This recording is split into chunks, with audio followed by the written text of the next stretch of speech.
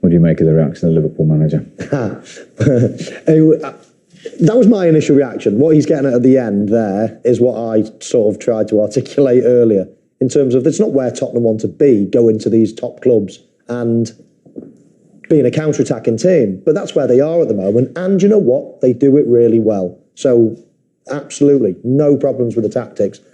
Jurgen Klopp's got a few problems, but he wanted to make sure everyone who's pointed out that they're fifth in the league and they've got to do that at these top teams.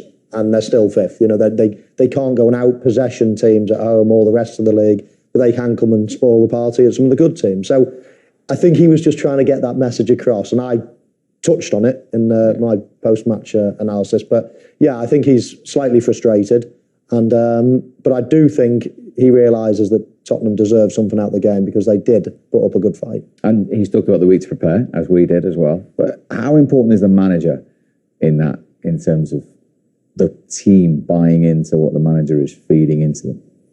Yeah, I was actually at Tottenham a couple of weeks ago, and I had a conversation with the manager, and he spoke about like the physical aspect of the game. When he first came, obviously it was a shock to the system, the training and stuff like that, and now he feels like the players are really buying into it.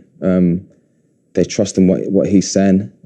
They believe that playing that way, because it's you got to understand who you're playing against. You can't go to Anfield and go toe-to-toe with Liverpool. It's difficult, especially the way they play. And Klopp spoke about the way they counter-press today. They lose the ball and they win the ball back so quick, so difficult to get free passes because they win the ball back. They hunt in packs.